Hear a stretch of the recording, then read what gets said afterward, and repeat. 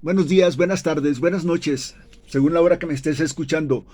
Voy a compartir con ustedes un nuevo mensaje de la palabra de Dios.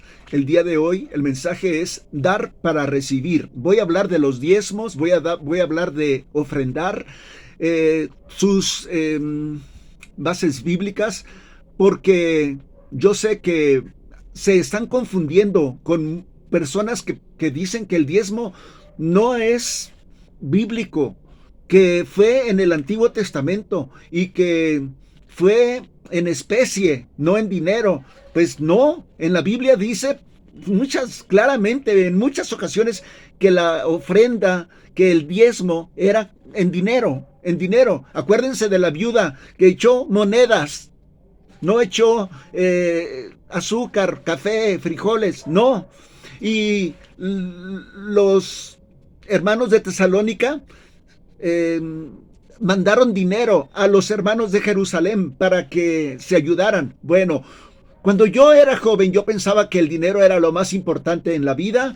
Ahora sé que sí lo es, sí es importante. La gente lo obtiene de una o de dos maneras, pero lo gasta de muchas maneras, porque la gente hace que su dinero pues no les rinda para nada.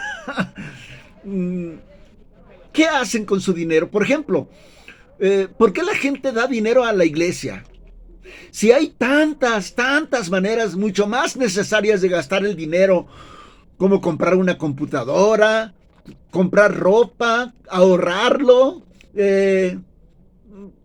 cuando vengan los tiempos difíciles, tener. Muchas personas hacen donaciones a las iglesias. ¿Por qué? Bueno, Andrew Carnegie compró órganos tubulares a cientos de iglesias en Estados Unidos y decía, yo doy órganos a las iglesias con la esperanza de que la grandiosa música de los órganos distraigan a las personas de lo que se les enseñe. Bueno, fíjense, ese era su propósito de dar.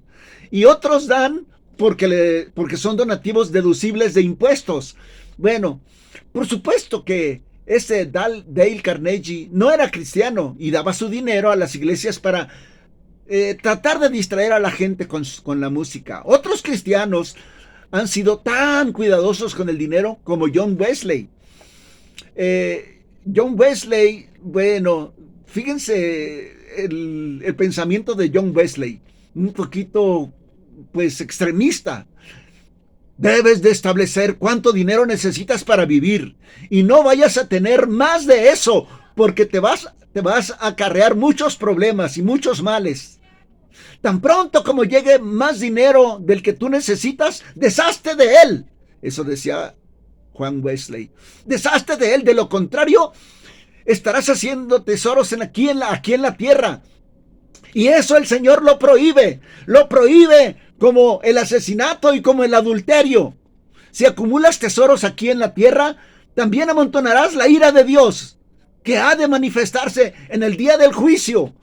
Cada peso que acumulas en una cuenta bancaria te estará robando un tesoro en los cielos. ¿Por qué? Porque no lo das a los pobres o para la causa del evangelio. No, no lo pongas en el banco terrenal. Mejor usa ese dinero para promover la causa de Cristo aquí en la tierra y tendrás un gran tesoro en los cielos. Sigue diciendo John Wesley, ¿por qué gastar tu dinero en lo que no aprovecha cuando lo puedes gastar en algo que Dios premiará? Eso decía Juan Wesley. Y porque los nuevos convertidos se volvían gente trabajadora, industriosa y sin vicios, y empezaban a prosperar económicamente, y eso los ponía en una gran tentación de orgullo y amor a lo mundano. A ellos les aconsejaba John Wesley. Les decía, la única solución a este problema es dar lo que más puedas. Su lema en este aspecto era, gana lo más que puedas, ahorra lo más que puedas y da lo más que puedas. O sea, ahorrar para dar. ¿Qué aprendemos de dar según la Biblia? Voy a leer, voy a tratar de... Yo creo en la Biblia toda, que es la palabra de Dios. desde el Antiguo Testamento, todo, el Antiguo Testamento y el Nuevo Testamento. Porque muchos dicen, no, el Antiguo Testamento ya no se usa, es el antiguo pacto, ahora no estamos bajo ese pacto. Y con ese pensamiento anulan, destruyen, arrancan la mitad, más de la mitad de la Biblia. No, yo sí creo que la Biblia, toda la Biblia es útil para enseñar, para redarguir, toda. Bueno, pero voy a tratar de leer cosas del Nuevo Testamento principalmente. Voy a leer segunda a los Corintios 9, 6. Dice así, habla de el dar, miren, pero esto digo, el que siembra escasamente también segará escasamente, y el que siembra generosamente, generosamente también segará. Cada uno dé como propuso en su corazón, no con tristeza ni por necesidad, porque Dios ama al dador alegre. Y poderoso es Dios para hacer que abunde en vosotros toda gracia, a fin de que, teniendo siempre en todas las cosas todo lo suficiente, abundéis para toda buena obra.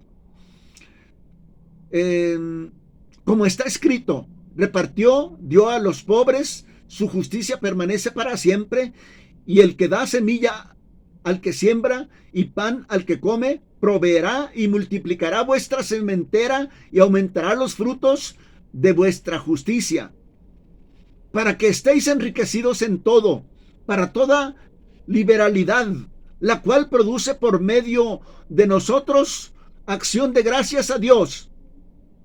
Bueno, así podría seguir un poquito más, pero voy a regresar a alguno de estos textos dentro de un momento. ¿Qué aprendemos de dar en este texto? Bueno, aprendemos uno, que el dar es un gran beneficio personal. En el versículo 6, así lo dice, es un gran beneficio personal. Pero esto digo, el que siembra escasamente también segará escasamente, y el que siembra generosamente, generosamente también segará. 2.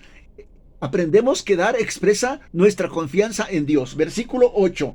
Y poderoso es Dios para hacer que abunde en vosotros toda gracia, a fin de que, teniendo siempre todas las cosas, todo lo suficiente, abundéis para toda buena obra. Eso nos enseña. El dar agrada a Dios. Versículo 7. Vean, el dar agrada a Dios. Cada uno dé como propuso en su corazón, no con tristeza ni por necesidad, porque Dios ama al dador alegre. Bueno, otra cosa que aprendemos en este texto es que el dar causa gratitud a Dios. Vean, el versículo 12, porque la administración de este servicio, el dar, no solamente suple lo que a los santos les falta, sino que también abunda en muchas acciones de gracias a Dios. Otra cosa que aprendemos aquí, el dar nos da seguridad en nuestra relación con Dios. Vean el versículo 13, segunda a los Corintios 9:13. Pues por la experiencia de esta administración glorifican a Dios por la obediencia que profesáis al Evangelio de Cristo y por la liberalidad de vuestra contribución para ellos y para todos. Bueno, y también aprendemos aquí que eso nos da, pues, la seguridad, la obediencia, dice ahí, la obediencia que profesáis el Evangelio de Cristo. La obediencia de dar es que profesáis el Evangelio de Cristo. Versículo 6, versículo 13, dice que el dar promueve la predicación del Evangelio. El dar, promueves la evangelización del Evangelio. Si tú, pues, no quieres predicar el Evangelio, pues por lo menos ofrenda para que otros lo hagan. Dice ahí el versículo 13, la obediencia que profesáis al Evangelio de Cristo. Bueno, ahí lo voy a dejar por si lo necesito otra vez, la Biblia. Entonces, Dar es un gran beneficio personal, porque dice el versículo 6, el que siembra generosamente, generosamente también segará. Eh, Dios nos dice que dar es mejor que recibir, que de acuerdo a esto, mm, de acuerdo a cuánto des, es cuánto vas a recibir. La conclusión es muy simple, siembra mucho para que coseches mucho. O sea, da mucho para que recibas mucho. Pero no es para eso, para ese motivo muy egoísta o personal, malvado, que hay que diezmar. Por supuesto que no. Hermanos, no quiero que malinterpreten o malentiendan esto con los predicadores de la teología de la prosperidad o los de pare de sufrir. Si tú das, ellos dicen, si tú das 1,500 pesos, bueno, eso lo decían hace tiempo que yo los escuché, ahora yo creo que ya subieron la tarifa, pero ellos decían, si tú das 1,500 pesos, Dios te va a conceder 5 deseos, ven, da tus 1,500 pesos y pide 5 deseos, como el genio de la lámpara de Aladino. A Dios lo toman así. Están usando para su propio beneficio la escritura. No quiero juzgarlos yo porque yo no soy el juez. Hay un juez de todos nosotros, hay un juez de todos nosotros. Lo que sí quiero decirles es que esta verdad Dios la enseña en muchas partes de la Biblia, de que de acuerdo con lo que tú des de todo corazón, Dios te va a proveer. Por ejemplo, en Proverbios 11:24 dice, hay quienes reparten y les es añadido más. Y hay quienes retienen más de lo que es justo, pero vienen a pobreza. Es casi exactamente lo mismo que dijo Jesucristo. Y en Proverbios 19:17 dice, a Jehová presta el que da al pobre, y el bien hecho se lo volverá a pagar Dios. Lucas 6:38, palabras de Jesucristo, y se os dará medida buena, apretada, remecida, rebosando, darán en vuestro regazo, porque con la misma medida que medís, os volverán a medir. Y está hablando al de dar, no crean que está hablando de otra cosa. No, ahí es, Jesucristo está hablando de dar, es Lucas 6:38. Entonces Cristo nos anima a que demos, porque Él sabe que si lo hacemos con todo corazón, con toda, gozo, Dios promete suplir todas nuestras necesidades oportunamente. Yo doy testimonio de que Él ha sido así conmigo. Advertencia. La Biblia no enseña que dar es el camino a la superabundancia económica o de bienes. No. Que se te van a acabar todos los problemas si das dinero. No. Que vas a vivir al máximo bienestar aquí por ofrendar. No. No. Esa es la teología de la prosperidad. No. Porque Dios no quiere que lo hagas con ese propósito. Se han manipulado estos versículos que estoy compartiendo con ustedes para enseñar esa teología de la prosperidad. El que siembra escasamente también escasamente segará, y el que siembra, etc.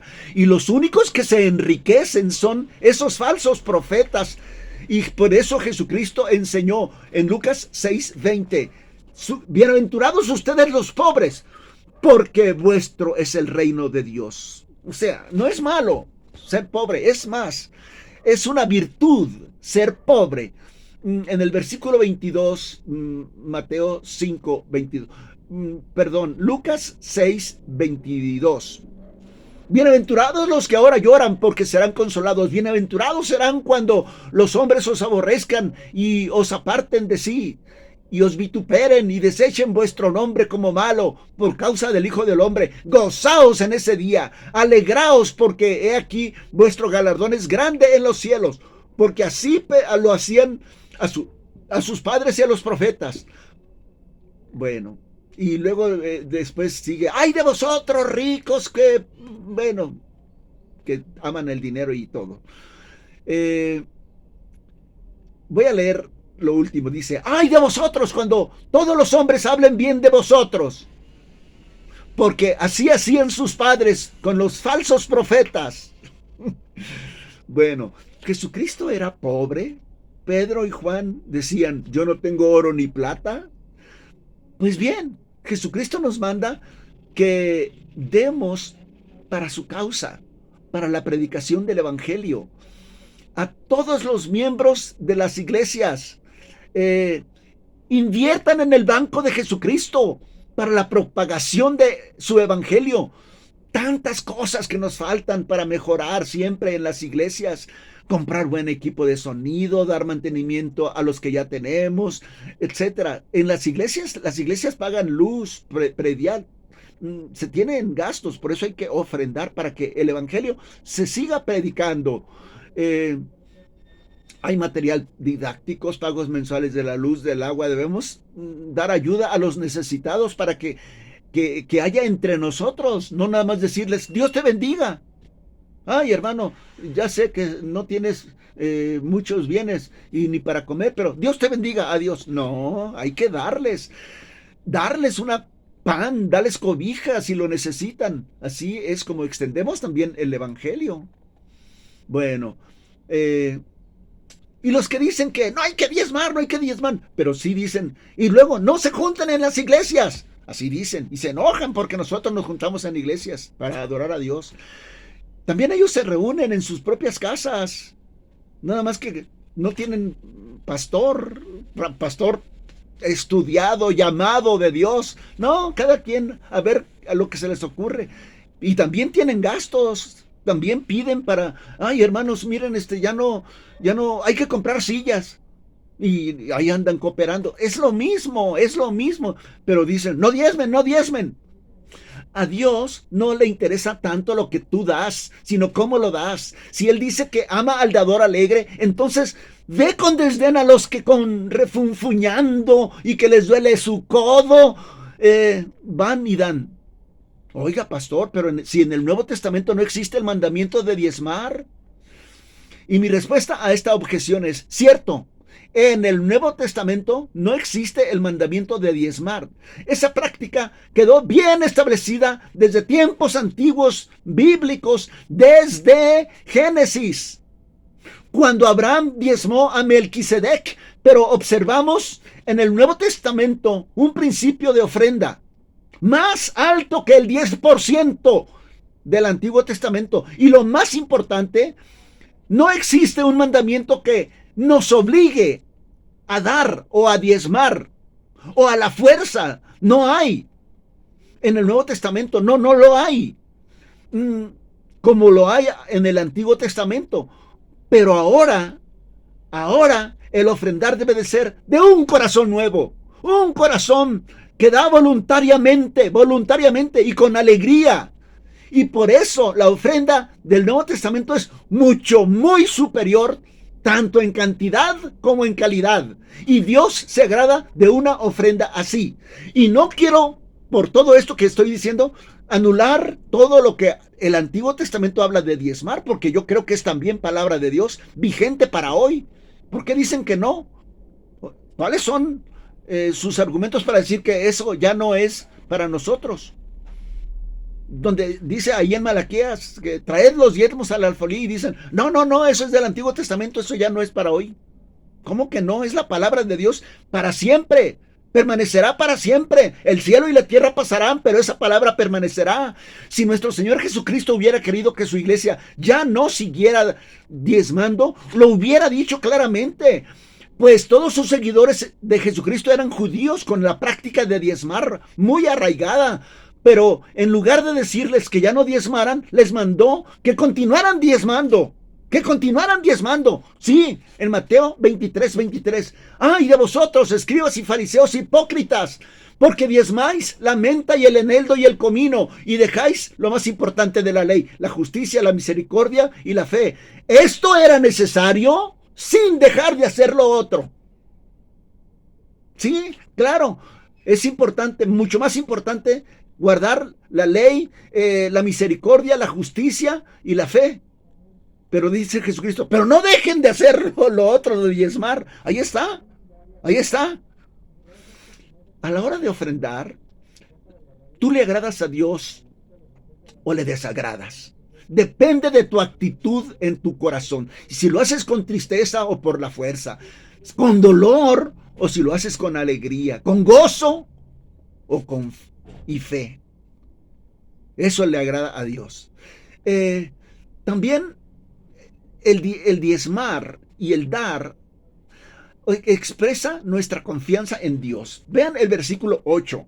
El versículo 8 es, bueno, aquí está. Y poderoso es Dios para hacer que abunde en vosotros toda gracia, no solamente material, sino también espiritual, a fin de que teniendo siempre en todas las cosas todo lo suficiente, abundéis para toda buena obra. O sea, para que tengas tú y te sobre para dar a los pobres, a los necesitados.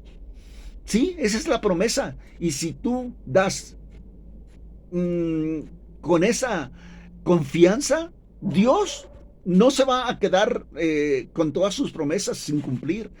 Bueno, si damos para la causa de Dios, aunque no nos sobre dinero, Dios va a proveer. Todo aquel que se llame seguidor de Jesucristo debe hacer lo que Él manda en cuanto al dinero. Si no, no nos llamemos sus discípulos. En Efesios 4:28 dice, el que hurtaba no hurte más, sino trabaje, haciendo con sus manos lo que es bueno, para que tenga que compartir al que padece necesidad. Pero nuestro texto de 2 Corintios 9 nos dice que debemos tener confianza de que dar es lo correcto. Dice el versículo 9, repartió, dio a los pobres, su justicia permanece para siempre. Así que Dios da y nosotros también debemos dar. El dar se define como un acto de justicia aquí. Y por tanto, el no dar, pues es un acto de injusticia. También dar significa confianza en la providencia de Dios. El versículo 8 ya lo leímos. Y poderoso es, lo voy a leer. Y poderoso es Dios para hacer que abunde en vosotros toda gracia, a fin de que, teniendo siempre todas las cosas y todo lo suficiente, abundéis para toda buena obra. Así que, teniendo siempre en todas las cosas todo lo suficiente en todo. ¿Será esta promesa solamente para la iglesia de Éfeso? No, también a la de nosotros. También lo encontramos para la iglesia de Filipos. Miren, en Filipenses 4:19, mi Dios pues suplirá todo lo que os falta conforme a las riquezas en gloria en Cristo Jesús cuando ustedes den. Bueno, dar causa que otros den gratitud a Dios. Bendito sea Dios que me bendijiste con esta ofrenda o que me diste. Abunda dice ahí el versículo 12, segunda a los Corintios 9:12, abunda en muchas acciones de gracias a Dios. Encontramos aquí la palabra liturgia, que no significa un culto cuando la iglesia está congregada. No solamente es esa liturgia, sino que es el servicio que tú puedes dar, fruto del amor, y que es elevado hacia Dios como un aroma agradable a Él, cuando das en servicio a los necesitados y además ellos dan gracias a Dios. Es un culto a Dios. Bueno, en Mateo 5:16, Jesucristo dice, así alumbre vuestra luz delante de los hombres para que vean vuestras buenas obras y glorifiquen a vuestro Padre Celestial que está en los cielos. El objetivo no es tu gloria, sino la de Dios. ¿Hay alguien que haya dado gracias a Dios por alguna buena obra tuya? Si tú das, si tú consuelas, si tú ayudas, si tú sirves, resultará en muchas acciones de gracias. Esa es la promesa. Y por último, el dar nos da la seguridad de que eres seguidor de Cristo. Dice el versículo 13, segunda a los Corintios 9:13, esta ayuda les demostrará que ustedes obedecen al evangelio que profesan, que dicen creer. Muchas personas dicen que son cristianos, pero no lo son. Y aquí se nos dice que cuando ofrendan, cuando se unen a la causa de Cristo en acción, no solamente en palabra, al dar, esto es una prueba de que ustedes obedecen al evangelio que profesan. A mí, cuando yo fui cristiano, en los primeros días, a mí me dijo un hermano, la prueba última y definitiva de que tú de veras eres cristiano es cuando empiezas a diezmar. ¿Por qué en las congregaciones, mm, por qué estás en una iglesia local? ¿Por qué? Pues para unirte a ellos en tu fe, en predicar el evangelio. Eh, para que si tú no sabes o no quieres predicar el evangelio, ofrenda para que se compren folletos, para que se predique el evangelio. Porque unos hermanos que tal vez ustedes no conocen, ni ellos a ustedes, dieron alegremente, por eso tú creíste y estás dentro del cuerpo de Cristo, la iglesia. Y lo dieron con fe para que el evangelio se predicara y te llegara a ti. Así que tenemos que hacer también eso nosotros. Y aquí estamos glorificando a Dios y dando gracias a Dios. Es tiempo de que también nosotros demos así para que muchos también oigan de Cristo y le glorifiquen. Porque la iglesia cristiana fue una de las que más ayuda da a cuando hay damnificados en Villahermosa, damnificados en Guerrero, cuando el sismo o cuando se inundaron. El dar promueve todo eso, ayudar. Y también para que se predique el evangelio. Mm, bueno, Dios te bendiga. Y yo te quiero decir alguna cosa. Dios dio. Dice la escritura que dio gracias a Dios por su don inefable. Es segunda a los Corintios 9:15. Gracias a Dios por su don inefable. O sea, después de que nos habló a nosotros de que demos ofrenda, diezmos, ahora dice, Dios nos dio su don inefable. ¿Cuál es ese don inefable? Jesucristo, como Señor y como Salvador. Lo envió a este mundo para que nosotros, sin esperanza, perdidos, condenados, podamos ir al cielo.